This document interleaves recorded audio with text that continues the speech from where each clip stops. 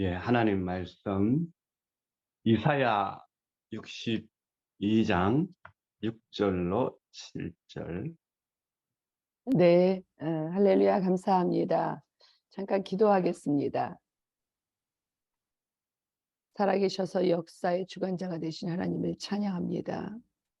이 새벽에도 저희들을 불러 모아주셔서 귀한 선교지에서 사역하면서 주님을 바라보게 하시고 여기까지 오게 하신 주님, 부족한 이 딸을 이 새벽에 세우셨는데 주님이 원하시는 것만 말씀하게 하시고 주님만 높이는 시간들 되게 하여 주시옵소서.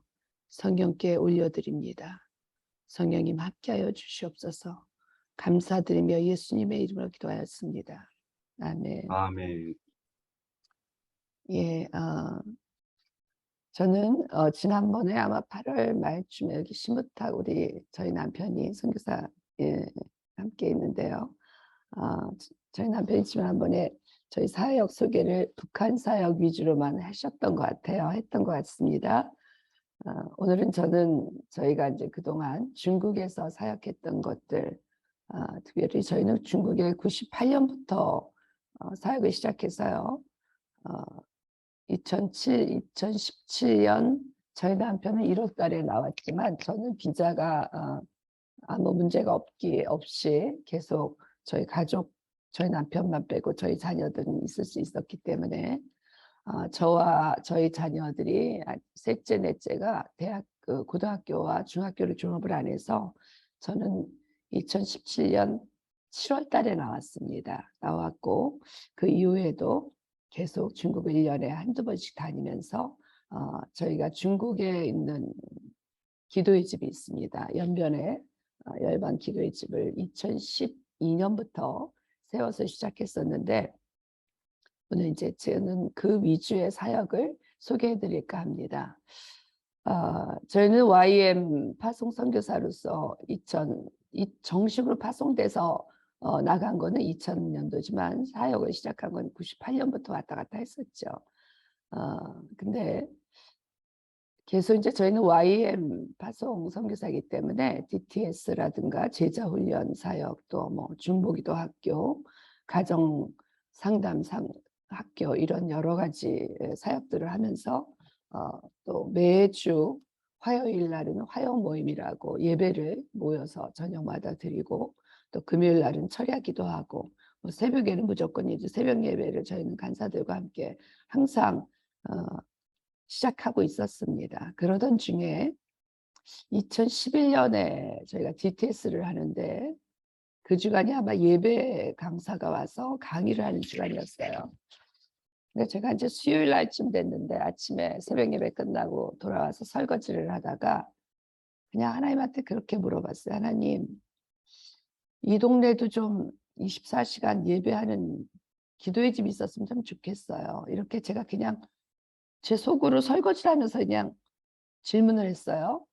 제 말을 그냥 제 마음을 얘기를 했더니 바로 하나님께서 뭐 1분도 안 지났을 거예요. 바로 제 안에 하나님 뭐라고 말씀하시냐면 너가 해라 이러시는 거예요.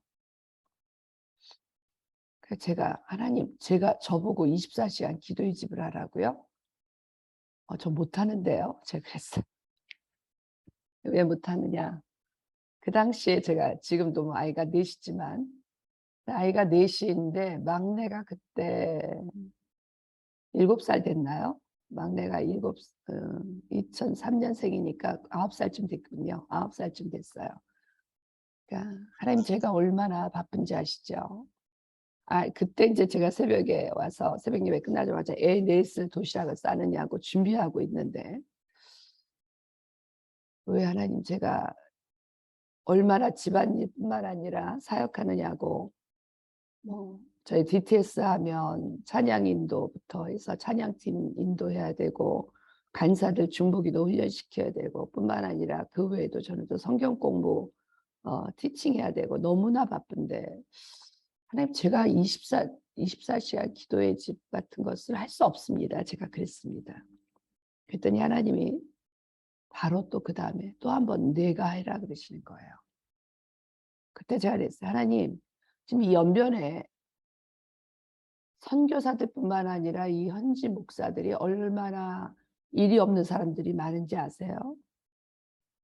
왜 가장 바쁜 제가 해야 됩니까? 제가 그랬어요. 하나님이 그 다음에 또 한 번 네가 하면 여기 사람들이 한다. 그런 말씀하시는 거예요. 그때 제가 머리에 이렇게 확 가슴과 머리에 들어온 게 이거는 거부할 수 없는 하나님의 뜻이구나 이런 걸 느꼈습니다. 그래서 그냥 이건 내가 해야 되는구나. 그 다음부터 더 이상 질문 안 하고 알겠습니다. 그러고 마쳤습니다. 그리고 고민하기 시작했습니다. 이 중국에서 예배를 드리는 거 정말 자유롭지 않고 근데 기도의 집을 하라고 말씀하시고 우리가 물론 저희는 그때도 화요일 모임 예배나 금요기도의 예배 같은 게 굉장히 이렇게 다른 데는 예배 큰 소리로 예배드리면 안 된다 그러고 마이크 쓰면 안 된다 하지만 저희는 사실 건물 제 꼭대기 6층을 쓰면서 다 오픈해 놓고 마이크 스피커 다 해놓고 문만 닫고 창문 다 닫고 커튼만 내리고 마음껏 예배했습니다. 예배를 막 소리 죽여서 하고 이런 예배는 안 했습니다. 그래도 한 번도 걸린 적이 없어요. 고민하다가 그냥 순종하면서 2012년부터 기도 준비를 이제 2011년 겨울 내내 기도 준비를 하고 2012년부터 기도의 집을 시작해야 되겠구나 마음을 주셔서 했습니다. 사실은 그 기도의 집 사역이 쉽지 않았죠. 매일같이 예배를 매일같이 드려야 되고 그렇다고 이거를 광고해서 예배 드리니 한국 기도원처럼 오세요 막 이렇게 할 수 있는 나라가 아니기 때문에 그냥 저희가 아는 사람들, 우리가 훈련시킨 사람들만 계속 와서 예배하기 시작했습니다. 그러면서 이제 저희가 연변해서 기도의 집이 시작됐죠. 저희가 기도의 집을 시작하니까 참 많은 선교사들이 아는 분들이 저희 보고 미쳤다 그랬어요. 중국에서 어떻게 기도의 집을 하냐고. 공격이 심했습니다. 그래도 저는 하나님이 말씀하셨기 때문에 시작했습니다. 근데 이제 결론은 그 기도의 집을 시작하는데 하나님이 어떤 마음을 주시냐면 이것이 내가 기뻐하는 것이다. 내 집은 만민이 기도하는 집이어야 된다. 이런 마음을 주시고 2013년에는 저희가 기도회 한국 기도원밖에는 보지 않았기 때문에 사실 미국 갔을 때도 아이합을 가보고 싶었지만 시간이 없어서 못 갔습니다. 그랬기 때문에 열방 기도의 집을 어떻게 해야 되나 했었는데 그냥 저희는 늘 예배 때 북한을 위해서 또 이슬람 지역을 위해서 중국을 위해서 또 위급한 많은 나라들을 위해서 기도하고 왔었습니다. 그래서 그냥 이런 식으로 하면 되겠다 이렇게 그냥 제 나름대로 생각하고 저희가 이제 기도 좀 했지만 2013년도에 이스라엘의 예루살렘에 있는 열방 기도의 집을 방문하는 기회를 주셨습니다. 저희는 상상도 못했는데 갑자기 하나님이 그것을 알게 하시고 알지도 못했었는데 24시간 기도의 집을 어떻게 운영하는지를 저희들 그 컨보케이션에 2주를 예루살렘에 방문하게 하셔서 타메스 목사님이 하는 기도의 집을 보고 오게 하시면서 그때 이제 완전 이렇게 이런 일을 위해서 하나님 하시는구나. 열방 기도의 집이 이런 일이 시작하는 거구나. 이렇게 예배하는구나. 이거를 확실히 알고 이제 그때부터 더 적극적으로 예배하기 시작했습니다. 오늘 특별히 이 이사야 62장 6절 7절 말씀이 저는 늘 마음에 하나님 주시는 말씀입니다. 특별히 7절 말씀에 하나님으로 하여금 쉬지 못하게 하라. 그때까지 주님께서 예루살렘을 세우실 때까지 쉬지 못하게 해야 한다. 하나님으로부터 쉬지 못하게 하라. 이 말씀이 제 마음에 이렇게 새겨졌습니다. 어떻게 하면 하나님이 쉬지 못하게 늘 우리의 개인 기도 이런 것들 늘 해오죠. 그러나 정말 하나님으로부터 쉬지 못하게 하는 일은 어떤 일까 많이 생각하고 묵상하면서 전 세계 열방에 아직도 주께로 돌아오지 않는 수많은 민족과 나라들이 있고 너무나 어려운 이슬람권이나 공산권 닫혀있는 그런 국가들이 많은 것을 봤습니다. 그래서 그때부터 매일같이 예배를 새벽에 또 낮에는 개인적으로 와서도 우리 간사들과 같이 예배하고 중보기도 하고 저녁에는 무조건 예배를 드리고 뭐 영적 돌파 90일 예배 90일 연속으로 매일같이 모여서 예배하고 또 특별히 연말이 되면 12월 31일부터 1월 1일까지 12시간 연속 예배 이런 것들을 계속 해오기 시작했습니다. 그러니까 정말 놀라운 일이죠. 근데 그렇게 했더니 우리 저희 단체 이제 소문이 나서 대학생들이 야 연변에 가면 예배를 진짜 잘할 수 있단다. 그래서 막 대학생들이 겨울이면 몰려오기 시작했습니다.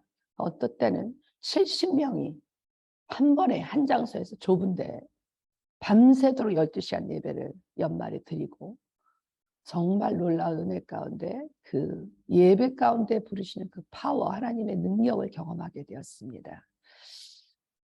그러면서 저희는 많은 어려움도 있었지만 기도하면서 깨어서 쉬 없이 깨어서 기도하는 것 자체가 엄청난 영적 공격이 심했어요. 저희 가정적으로 영적 공격이 심했고요. 그러다가 결국 이제 2016년에 우리 뭐 교단 파송 선교사를 전체가 불려 다니고 12월에 공안들한테 조사받는 와중에 저희가 나오게 됐습니다. 저희는 그런 불려다니는 일은 없이 그냥 저희 남편만 내부적으로 비자 거부다 이런 그 명목 아래 한국에서 연락이 와서 빨리 불법이니까 나오라는 연락이 주중 대사관에서 우리 집으로 한국 집으로 왔다 그래서 저희 남편과 함께 기도하면서 나와서 결국은 하나님 우리가 어떻게 지금 이게 중국을 떠날 때입니까? 물어봤을 때 하나님이 그렇다고 말씀하셨고 저희 부부가 그러면 어떻게 어디로 갈까요?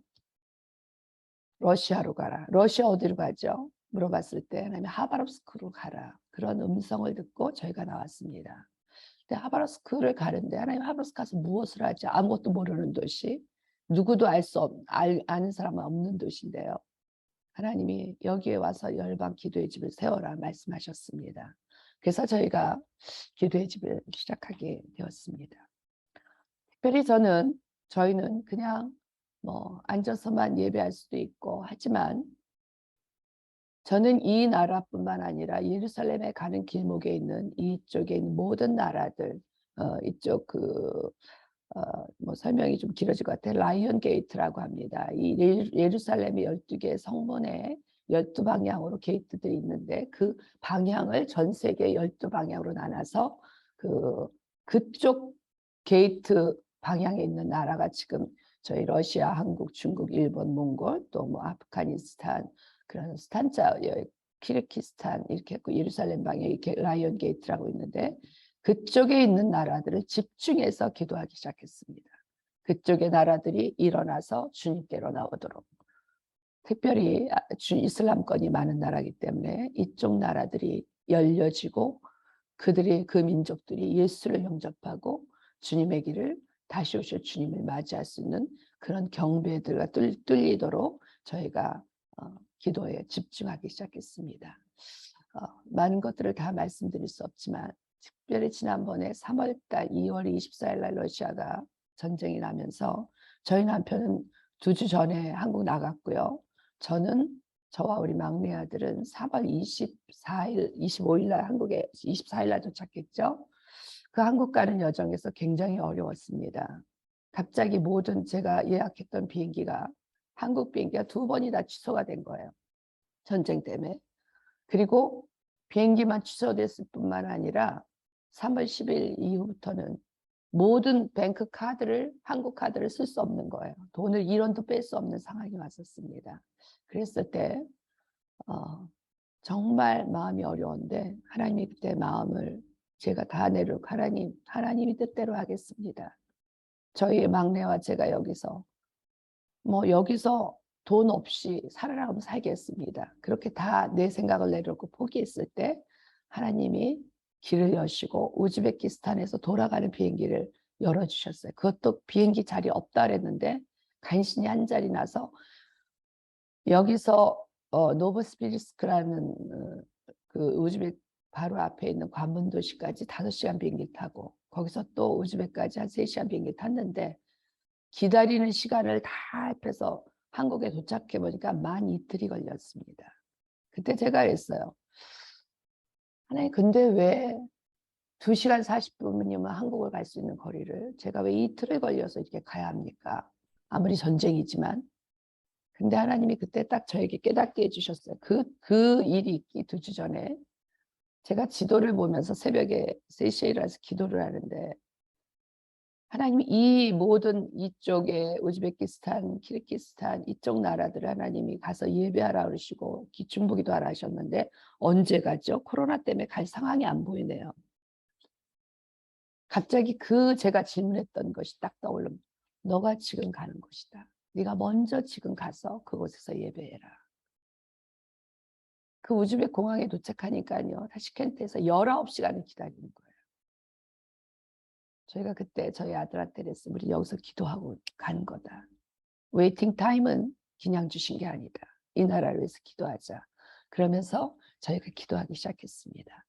저는 이뿐만 아니라 코로나 때 저희 셋째 딸이 아파서 미국에서 공부하다가 아팠는데 제일 심각할 때, 코로나가 제일 심각했을 때 2020년 10월에 미국을 가는데 사실은 딸이 아파서 가는 게 좋은 일이 아니잖아요. 병원에 입원해 있는 딸 때문에.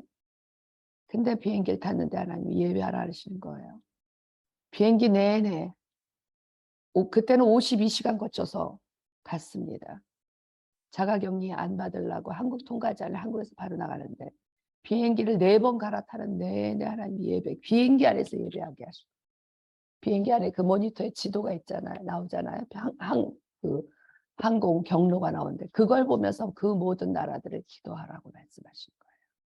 전 그 손을 뻗쳐서 그 나라를 놓고 기도하고 계속 방언으로 기도하고 그 나라들이 주께로 돌아오고 그 나라들에 묵고 있는 정사와 건세와 세상의 어둠의 주관자들과 하늘에 속한 더러운 악한 영들이 끊어지는 것을 예수님과 대적하면서 선포하면서 그러면서 기도의 사역들이 시작했습니다.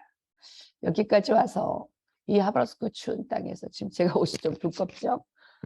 새벽에 이 아침에 참 춥습니다. 그럼에도 불구하고 하나님이 언어 코스를 배우면서 3년 동안 언어를 배워서 비자를 해결하는데 매일같이 3시간 반이라는 걸 저희가 차가 아직 없습니다. 왔다 갔다 버스를 타면서 기다리면서 끝나고 나면 저희 아들과 작은 교회 쓰러져가는 정말 오래된 교회 빌려서 또 거기 가서 예배를 3시간씩 하고 돌아오고 그런 일을 거의 3년 이상을 하니까 그때서야 좀 이 하바rovsk 땅이 좀 편안해지고 기도가 잘 되기 시작했습니다.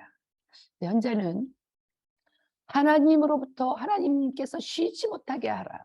이 말씀이 어떤 말씀인지 제 안에 느껴지면서 열방을 향하신 하나님 아버지의 마음, 주님이 오시기 전까지 온 열방이 깨어서 주님 앞에 나와서 그 땅들에 믿는 민족들이 주께 경배하는 그날이 오기까지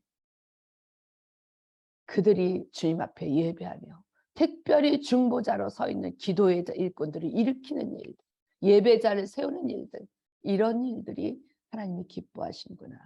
어떻게 보면 마지막 엔타임에 우리가 가장 포커스를 해야 될 일들이 아닌가 저는 그렇게 생각합니다. 기도하는 일이 결코 쉽지 않습니다. 시간 맞춰서 예배해야 되고 그거 쉽지 않습니다. 그럼에도 불구하고 하나님 아버지의 마음을 아니까 이 땅에서 저희들이 하바에 와서 기도하기 시작하니까 이 땅에 너무나 어두운 선교사들의 역사가 있더라고요. 현지인들한테 정말 자기가 키운 제자들한테 쫓겨나서 사역을 못하는 선교사님. 저희가 지금 이 기도의 집 쓰고 있는 이 장소가 지금 그런 집입니다. 여기서 두 부부가 사역하셨는데 미국에서 오신 분들이 남편은 암으로 3년 고생하시다 돌아가시니까 사모님을 모함해서 쫓아내는 하나님이 이 집도 들어오라고 여기를 와서 기도하라 그러셔서 하는데 정말 어려웠어요. 이 건물이. 그런 일들을 했습니다.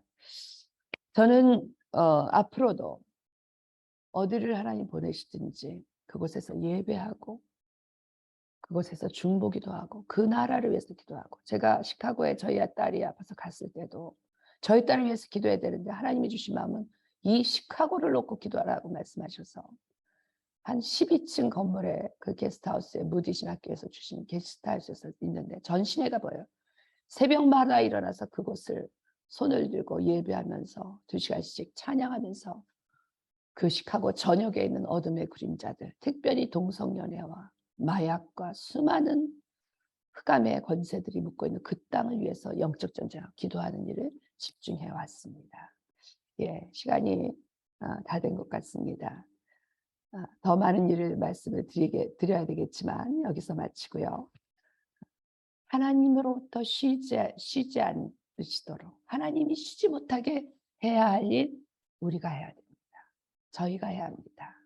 오늘 이 말씀을 붙잡고 계속해서 선교지 어느 곳에서든지 하나님으로부터 쉬지 못하시도록 중보자로 서 있는 파수꾼의 역할을 감당하는 우리 귀한 선교사님들 또 저희들이 될 것을 믿고 기도합니다. 감사합니다.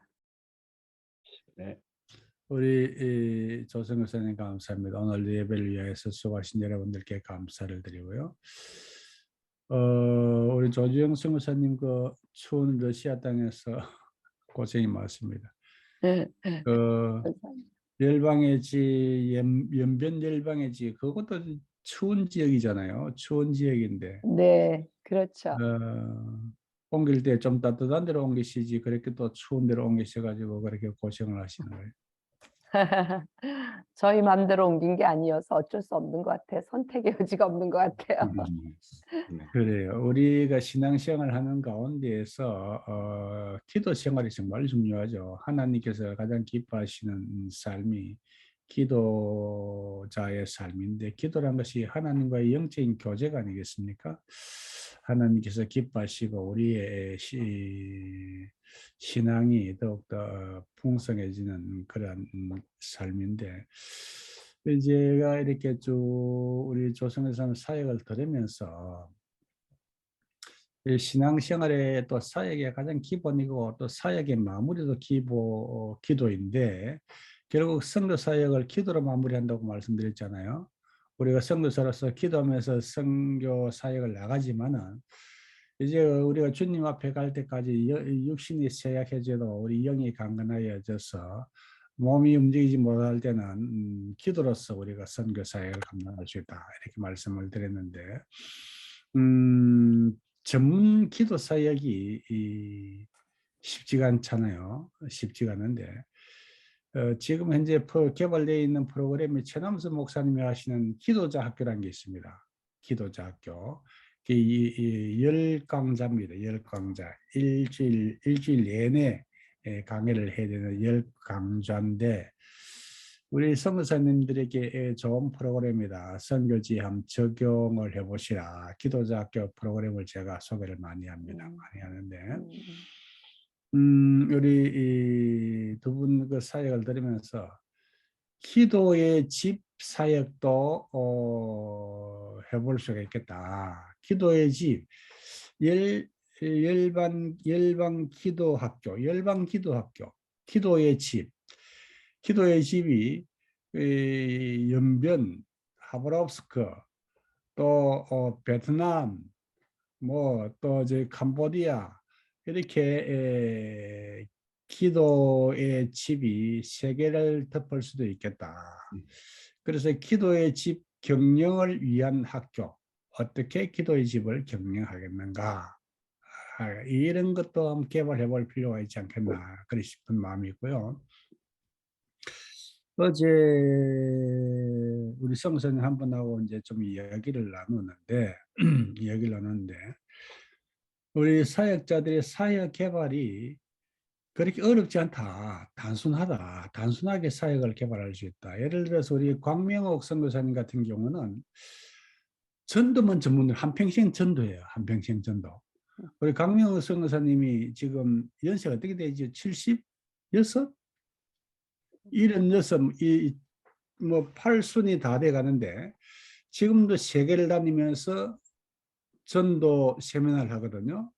지난 여름에 불가리아에 오셔서 4박 5일 전도 세미나하고 오후에 아울리치 나갔는데 450명에게 전도를 해서 300명이 결신했습니다. 그리고 지금 아프리카에 아마 세미나 갔죠? 옛날에 우리 전도 세미나, 전도 폭발 그거 좀 시스테마틱하고 좀 쉽지가 않아요. 좀 쉽지가 조금 부자연스럽고 쉽지가 않은데 요즘 이제 전도 방법이 많이 개발돼가 사형리를 중심으로 해가지고 많이 이렇게 개량이 됐어요. 쉽고 단순하게 많이 효과적으로 개량이 됐는데 그런 전도자 학교 어제 갑자기 생각이 났는데 우리 한국에 은퇴가 되도록 계신 선교사님들이 많습니다. 많은데 정말로 딱 하거든요. 뭔가 마음의 열정이 있는데 이 딱 하라는 거예요. 그래서 그런 분들을 모시고 일주일이면 일주일, 뭐 열흘이면 열흘 전도자 학교를 하면 어떻겠나. 그냥 뭐 광명호 선교사님이 딱 세미나 딱 하고 뭐 같이 다니면 전도하네 같이. 그걸 한 일주일 열흘 정도 하면은 전도의 삶이 습관화되어지고 광명호가 아니라도 혼자서 다니면서 할 수 있는 그런 그게 되겠다. 그게 이제 처음 이렇게 어프로치하는 게 중요하거든요. 그런 것도 할 수가 있겠고 여러 가지 사역이 많이 개발되어 줄 수 있겠다 싶은데 우리가 지금 지난번에 이집트의 레베카 선교사 그 사람은 단순히 집에서 그냥 남편 생기고 가정 사역 하는데 그게 사역 성공이에요. 사역 성공. 가정 사역이 외부 사역 성공까지 이어지는데 그래서 제가 레베카 선교사에게 격려를 많이 했죠. 당신의 그 남편을 섬기는 가정 사역 정말로 중요한데 그거를 좀 세계화해 보자. 세계화하는 그런 지혜를 하나님께 길을 열어주시길 바란다. 굉장히 고무되어 돌아가셨고요. 여러 가지 이제 우리가 이렇게 단순한 사역이지만은 우리가 집중해가지고 하면은 전문가가 되어서 세계를 정복할 수 있는 그런 귀한 사역의 툴로 개발되어 줄 수 있겠다 그랬습니다. 세계 곳곳에 열방 기도의 집이 있기를 바랍니다. 네, 지금 굉장히 아멘. 많습니다. 지금 선교지마다 이상하게 하나님이 굉장히 많이 이 기도의 집들을 많이 확장시켜 가고 있어요. 한국에도 우리 아이합이 K합이 있죠. 예, 12개나 있죠. 한국에도 기도의 집이요. 예, 굉장히 많습니다, 지금.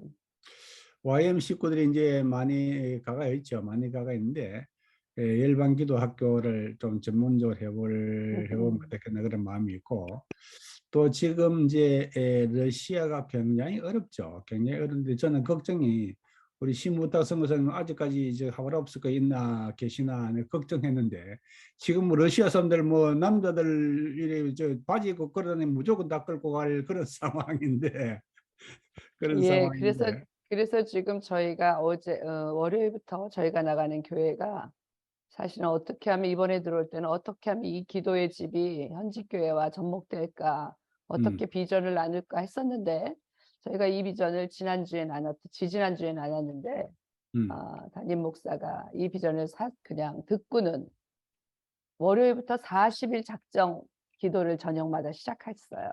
저희가 7시에 이 시간 여기서 계속 그 기도회를 하고 있고요. 감사한 거는 이 어려운 시기에 러시아 교회들이 정말 기도 안 합니다. 새벽 예배도 없고요. 수요 그렇죠. 예배도 없고 금요 기도도 없습니다. 근데 이 교회가 40일 작정 기도를 했다는 건 놀라운 일이에요. 그래서 야, 이게 하나님 기도의 응답이나 저희는 이것을 위해서 굉장히 많이 기도했거든요. 이 러시아 교회들이 변하도록 기도의 불이 붙도록 지금도 그것을 기도하고 있습니다. 정말로 기도를 많이 해야 될 교회는 우크라이나도 우크라이나지만 러시아가 기도를 많이 해야 됩니다. 러시아는 그래서 낭패입니다. 회개의 영이 임하도록 기도하고 네, 있어요. 네. 그래서 회개의 불이 붙도록.